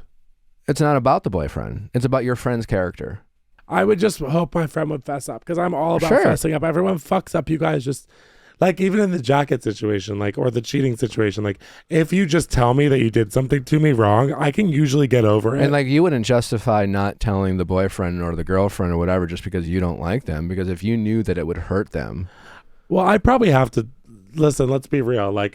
I'd probably have to tell them because that's just, I can't really keep anything in, and I don't like when people are, I have a big heart, guys. I don't like when people are hurt. And if I felt like someone was being hurt or I felt like my friend's character was on the line, you're right. If that's what it took, fine. Okay. Period. Okay. Period. Let's get to our caller. And then we'll draft Joey's text to his friend afterwards. How's it going? Hello, What's your name? I'm Sophia and I'm 31 years old. How can we help, Sophia? So I recently cut things off with a situationship and he's reaching back out and I want some help figuring out why. Okay. Okay. Why do you care about why? That's a good question. I like him and I think in my mind there's curiosity if things have changed on his end. Mm-hmm. And I think that's kind of in the back of my mind where I've tried to draw boundaries, and because he keeps reaching out, there's that piece of me that's has anything changed? Have you asked him that? I haven't. Okay. How did why walk me through, just give me the cliff notes on the situationship, but I'd love a little detail on what brought you to the point of ending it and what you said to him to end it. Yeah. Okay. I'll do my best to keep it short. So we met about a year ago on a dating app, dated for a few months, maybe 3 months. And after those few months, I felt him pulling away. And so I asked him pretty directly, what was going on. And he expressed that he felt like I wanted more, which I did, and that he just didn't want to be in a relationship and, blah, blah, blah. So we didn't chat for a while. I said, I respect that. That's, thanks for communicating that. We didn't chat for a while, but then throughout the year would check in on each other every few months if we both travel a lot. So if we were in the same city, we would meet up, get drinks, sometimes hook up. And after, this was earlier last year, fall last year, I was going to be in the same town as him, but I let him know that I didn't think it was going to be a good idea to see each other because you said, I'm going to be in town, but we shouldn't see each other. I did. Because why did you let him know you're going to be in town? Because he knew I was going to be in town. So he can convince you to change your mind? No, he knew I was going to be in town. If it sounds to me, he knew. But why did you reach out? We had talked about it. Oh, you had talked about it prior. That's how he knew you were. We had talked about it prior, and so did you remind him? Though? But you reminded him that you were like, "Hey." I did. The way you tell the story to me, it sounds like deep down what you wanted to be like, hey, I'm gonna be in town, but I don't think we should be together. But you didn't tell him that or I don't think we should meet up, but you did not tell him to set a boundary. You told him so he could convince you why you were wrong. And you told yourself that was a way to see if he gives a shit about me. Perhaps. Yeah. Okay. Yeah. I mean, deep down probably wanted him to say something else, right? Than to just be like, okay. So that happened. Then, we were going to be in the same city again. We'll often just check in with each other and just see where we're going to be. And then most recently saw him in the same city, but we just kept it friendly, just went out to dinner and talked about, the past, what had happened, and just trying to keep things friendly and not crossing a boundary into more than just being friends. And since then, we've texted, essentially he's texted and kind of reached out, and I've kind of just let him know where I was, but haven't really said anything. In the text messages that you have, there was like one exchange where it was my attempt of him getting somewhat crossing the friend line and me attempting to remind him that that's not what we're doing now. And it was pretty flirty. And he then, was like, okay, I respect your boundary. I'm not trying to confuse you. And kind of just left it at that. I hearted his message. And then yesterday he reached out and was like, hey, how long are you going to be in X city? So I responded with the kind of, playful response back. And he was like, hey, don't be mean to me. And I essentially want some help figuring out what to say back to him to understand why are you reaching out, and also help, I guess, further drawing the boundary. Okay. How is it? What is it about him? Is it the sex? Dictated? Yeah, I mean, that's great. We live similar lifestyles. We get along super well. We have a good time. Yeah, there's a lot about him that I really value and I like, aside from him not expressing not wanting a relationship. This last, is it him who said, hey, don't be mean to me? Yeah. So you think you can come out? Yeah. So do you think it's him, or do you think it's the comfort level that he gives you to have someone and not having to try and kind of restart, go back on dating apps, find another guy? Because I get it. It's it's always nice when you find someone and it's easy and it's comfortable because he's right there. So you have to also think about, is it him, or is it just the, convenience of having someone without having to restart all over again? That's a big deal. That's a big thing to think about too, It's you can't let being lonely make you reconnect with someone who's possibly toxic and who you don't really see yourself with. Because I think deep down, that this probably isn't going to be your person, or you would, it's just nice to have the comfort level for some people, I think. I hate this guy, by the way. I've been reading. Me too. I have to tell you. I'm sorry. I read the text message. Yeah. I'm like, I can't. And that's why I asked the comfort level girl, because you. Yeah. Okay. I already love you. He just is the texts are Let's do a dramatic for reading, the Joey. listeners. Let's see. Yeah. Okay. Who wants The to be worst of who? Joey, who do you want to be? I'll be him. You'll be him? Okay. Yeah. What's this year looking like? Yeah. Okay, yeah. Wait, right? That's Yeah, do you want to start from the very beginning, or is I there a think so. point that feels... Yeah. Okay. Where do we want to enter this What's situation? the year looking like for you, do you think? That's his opener after how much time apart? Weeks.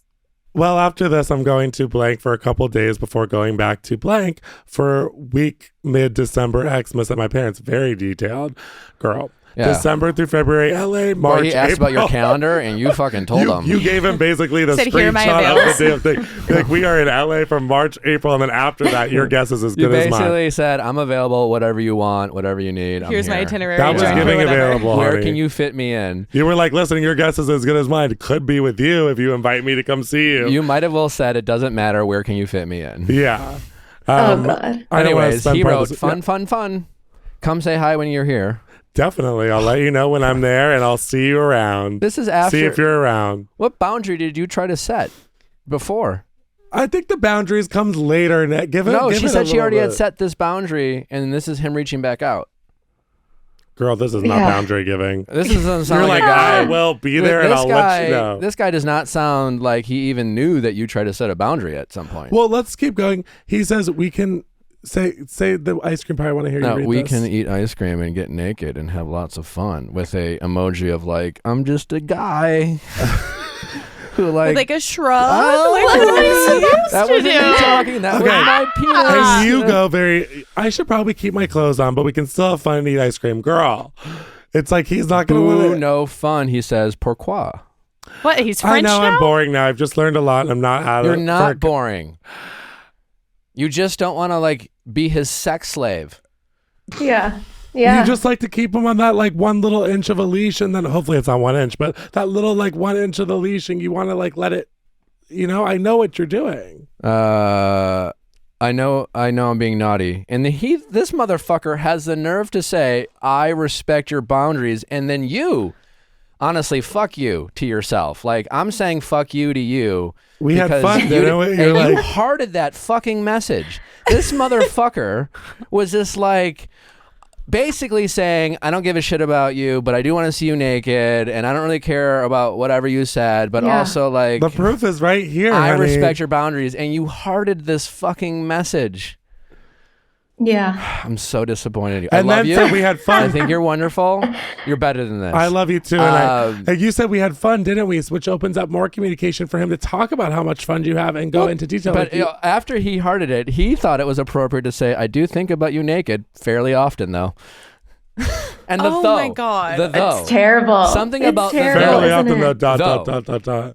The though is like a recognition of like, maybe I don't respect your boundaries because I think about you often naked. And then though, dot.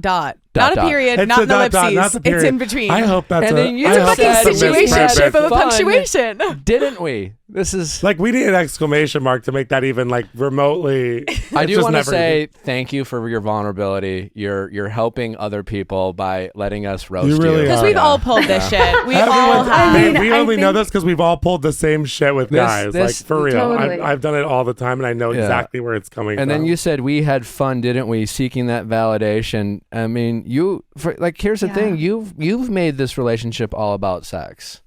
You've made the value to him. You've accepted that his main value, like how he sees you, is about sex. It's like, I do see you naked though. And we had fun, didn't we? Come on, like we had fun. Did you at least have fun with me? You're begging for him to be like, did you at least have fun with me?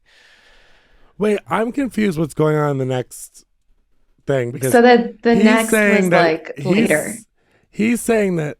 So did you guys get back? You guys hooked up when you were in town when you set up back at the airport? Because he said, thanks for respecting my boundaries, or thanks for. So that first conversation that you just read, harsh truth. Thank you for reflecting all of that back to me. So that happened. Then we saw each other in the same city, just got dinner, didn't do anything. But there was some like tension in the room. And we talked about like not hooking up and Which the fact only that sounded I- hot, Yeah. Let's talk about not fucking, even though our whole relationship is based off of getting naked. It's like, let's edge each other. Yeah. Yeah. Yeah. You can't have sex with me. You can't see me naked. Yeah. Anyway, let's fast forward to how did you two manage? How did you manage to turn the last? How did you manage to turn virtual mailbox to sexual skills? Sexy subject. I was thinking about you naked recently. I think that's the connection. He's Don't admitting tease to me you. like that. I thought we Yeah. agreed to keep things the friend zone. Don't tease me like that. Like Friends. that's like Oh, your- now you want to be friends? Sometimes I regret being so behaved that night. Obviously. Do you now? I told you the restraint was impressive. Not to shut down the vibe and get serious, but you know how I feel and you know where to find me, and blurring these lines confuses me, and I don't like being confused. Good for you. Yeah, finally Yeah. you Good for stuck up for you. yourself. You had to communicate and tell him exactly how you felt, and that's what has been missing, and you got there. Proud of and that. then this motherfucker responds after that vulnerability that you shared. I feel like I just got put in the naughty corner. First of all, And you he's say, addicted "Ha, to ha, what saying am I going naughty. to do with you?" I can tell by this text That's that you're weird. over it by That's this an ick. point. Yeah, too. it's like You're he's kind of fucking like, Santa there's no more. Claus with like all the naughty talk. He's like, you're just like, I don't like being confused. It's and giving he- Santa, bitch. Yeah. It's definitely giving like Mr. Claus. I mean, yeah. But then it's you terrible. respond, ha ha ha, what am I going to do with you? And he writes naughty things. And you say, OMG, you're staying in timeout. Yeah, but I Right. think the text messages get shorter, and that's kind of when you're losing steam of like, ugh, enough with this clown and Mr. Claus. Like, enough with Santa. Like, it's giving I get it. Yeah, listen, the why doesn't matter. I mean, the more important thing for you is the why doesn't matter. Why does he want to do this? I mean, we now know why he enjoys having sex with you. And he enjoys only having a sexual relationship. And you, if I'm just being honest, you are And feeding into it. It's very easy for you to give in to him. It's like you're being accommodating against your best interests. Yeah. Like, because it's not like, to be fair, it's like he's the one who's like pushing this. And it's like, I get that it can feel really hard in the moment to like feel like you're being difficult or like you're being unchill or like no fun or like high key and all of those things. And so it just kind of seems like you're going along, like trying to go with the flow, but in doing so, kind of violating your the own things that you'd hoped for yourself. 100%. Is it that good? You know, like truly, like sex with him, is it that good? No. I could tell by the text I message, think honey. it's It was giving Santa Claus. That sex could not be that good with those texts, period. But Definitely not. And I think it's going back to that, what you mentioned earlier of it feeling comfortable and it like part of me liking just having someone there. Yeah. And as soon as that person's gone, then, just losing that, I think, even though it's not good. Yeah. It's the comfort, like I was talking about earlier. It's like you just don't want to lose that comfortability of having someone to just do this back and forth, run around, ring it. I mean, you need a clean break, honey. Period. yeah, I mean, I mean, it's definitely a real fear, and I feel like we've all gone through Of that course. before. Like you hold on to something, like you said, not because it's good, but because it is scary to cut something off that has been in your life for a while, and you do feel so comfortable with him, and you're like, well, this is better than being alone or better than not having anyone, but we have to create the opportunity for you to be able to meet someone better by cutting him off. Because they do exist. You'll find someone so much I do better, want you honey. to text him. This is a texting office hours. I want, Oh my and I don't God. give a shit about him. I want you to stand up for yourself, and I want it to feel good, and I want you to really get out what you need to say to him. And it's some version of like randomly texting him and say, you could set, I don't think you should set him up because that'd be kind of funny. Hey, I've been thinking about you. And he's going to be like, what, naughty things? And then you just fucking drop a bomb. But no, I don't think you should do that. I think you just say, hey, listen, I've been thinking, and honestly, I just want to say how you really made me feel disrespected and used. Unless, I mean, and again, I don't want to put words in your mouth. But if that's how you felt, I think you should express it. I constantly told you how I felt about you.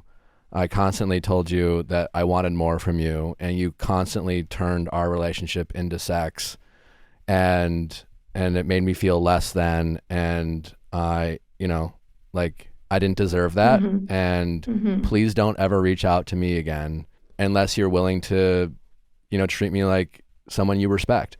Period. Ooh, Bye, bitch.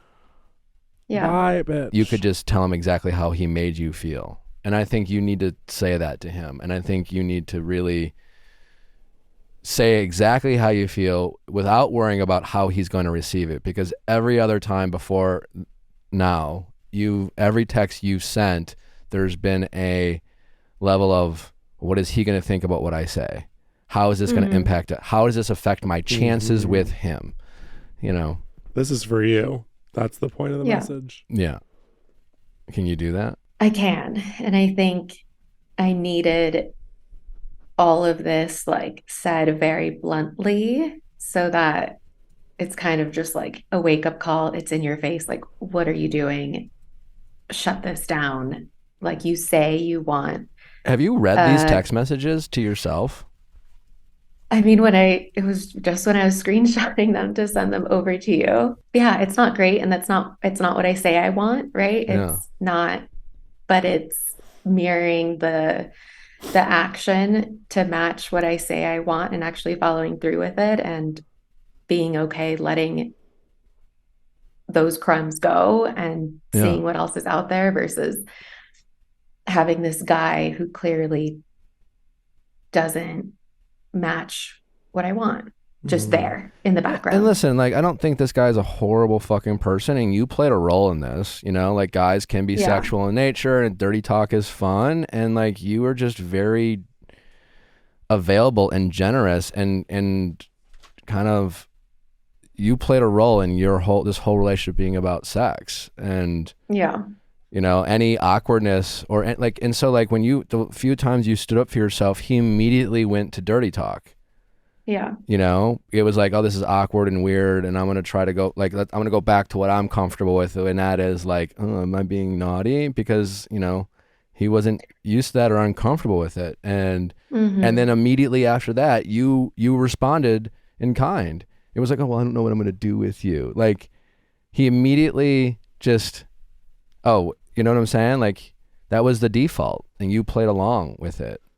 And it's hard because like you can say no 4 times, but if you say yes the 5th time, like that's what matters and that's what keeps the thing going. And like maintaining boundaries is like the least sexy, most thankless, like arduous job in the world sometimes. Like it's this constant like, and one of my favorite books, Atomic Habits, like one of the things like James Clear says is he's like, the key to willpower is not putting yourself in situations where you need to exercise it that frequently.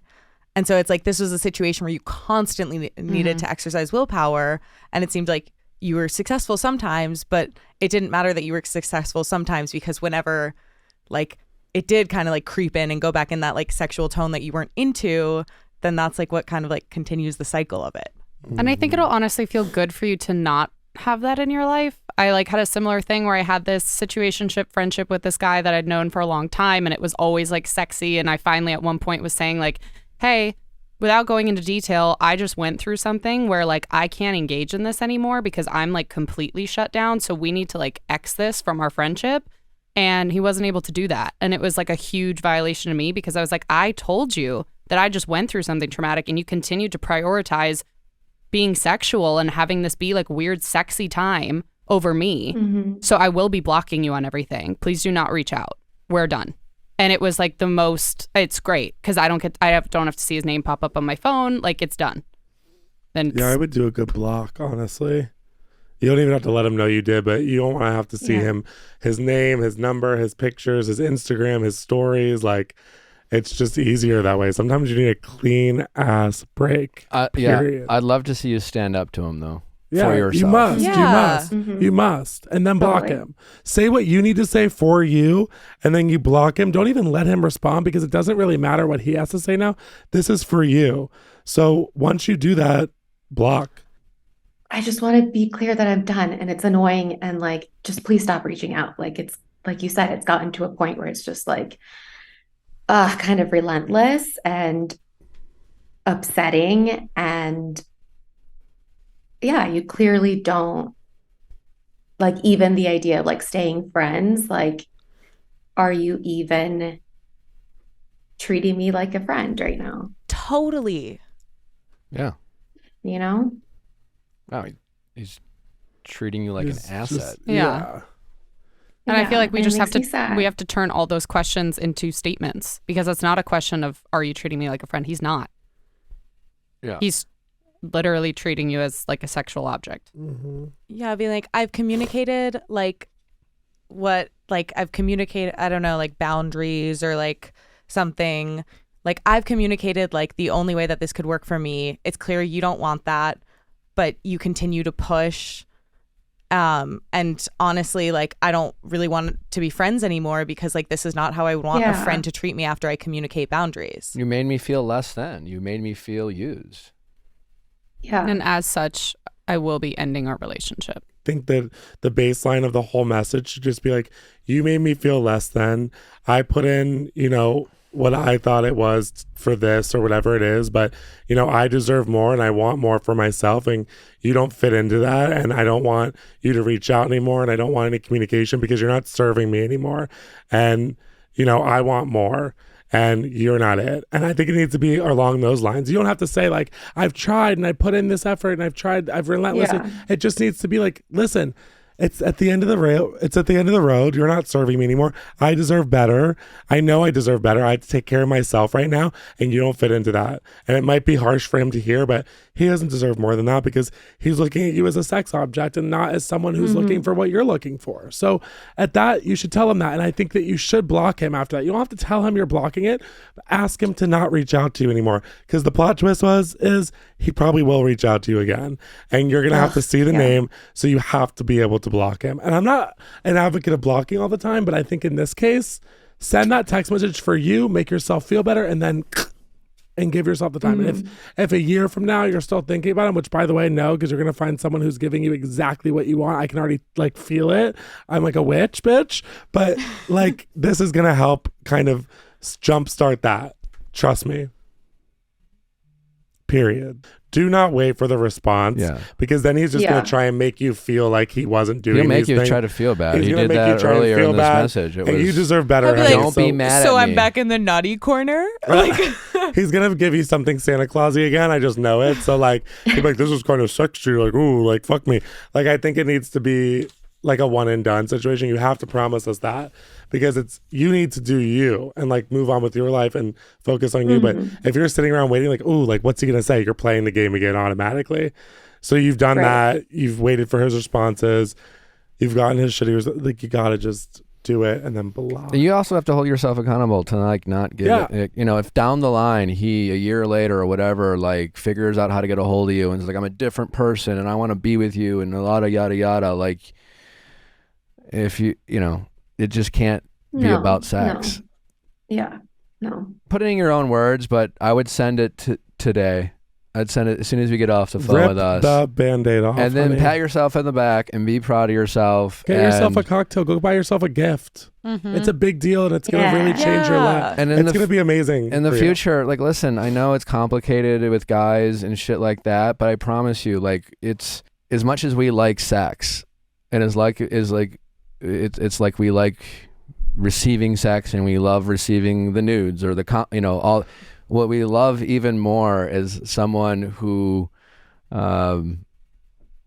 like, won't give us sex in a way, like, won't give, like, who makes us, like, what we love is, like anyone, we love people who, like, respect their self-worth too, and, like, can draw like, boundaries can be inconvenient for a lot of people, but the people who respect your boundaries, like, are really attracted to you, Those are the people who love you for who you are, and they find it sexy, and they find your confidence in the way that you like know your self-worth as a really attractive person. And the people who don't respect your boundaries are just people who just like, those are the signs of the people who are willing to use you, because it's not you who they're trying to attract. It's what you can give them.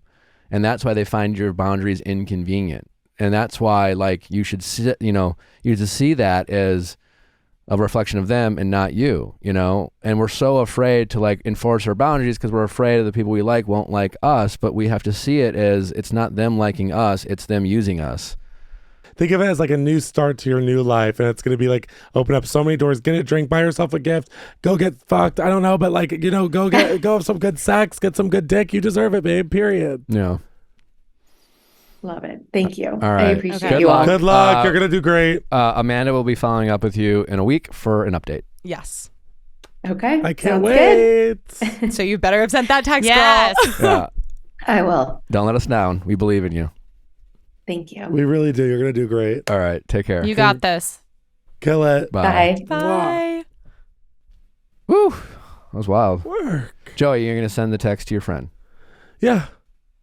No. I'm doing the text today, actually. You are. Good. I was like kind of planning on doing it anyway. I was going to do it on Monday. Now it's Wednesday, but I just got busy. So today's the day. And just be like, hey, I'm just gonna be like, hey, I think we both know what happened. You sold my jacket. Like this is. No.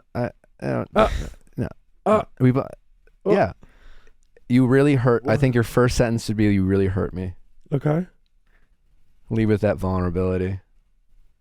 And Like, then you could be selling like, my jacket and lying about it really hurt me. yeah. No, you really hurt me. You really hurt me, period. Period. Yeah. The actual punctuation, you- not in the way you like, say it. You lied to me. You sold something, like you sold my jacket on Depop. Then you lied about it, and I don't know why you did what you did, but I thought more of you as a person, and it broke my heart. Yeah. Yeah. Mm-hmm. Yeah. And that's it. I want to make And it that's it. short and sweet, and that's just the way it's gonna be for him. And then you I can don't say, need anything bad. yeah, you can say, I forgive you. Yeah, I don't want him to kind of come back because there's really no excuse of like what it could be. So I don't want him to come back. And, like, there's no questions. try and give me some crazy. These are all statements. Yeah. You broke my heart. You did this. I thought you were, I thought more of you. I do forgive you, and I hope that you make changes in your life. Period. Ooh. I hope you've made changes in your life. It's been 7 months, so that's what I'm going to say. And Wait, I want it to be a little bit bitchy. If he and that's had, like something, he probably would have. he reached probably out would to have you. reached out. So he clearly hasn't done that. Yeah. Okay, so cool. So it doesn't have to be so bitchy, and it can just be a little bit like I don't know. Like lead with your vulnerability. You'll really like Vulnerability. zing them with the. Yeah. With the like, you broke my heart, especially. it's giving very much Joey, real friends of WeHo, vulnerability.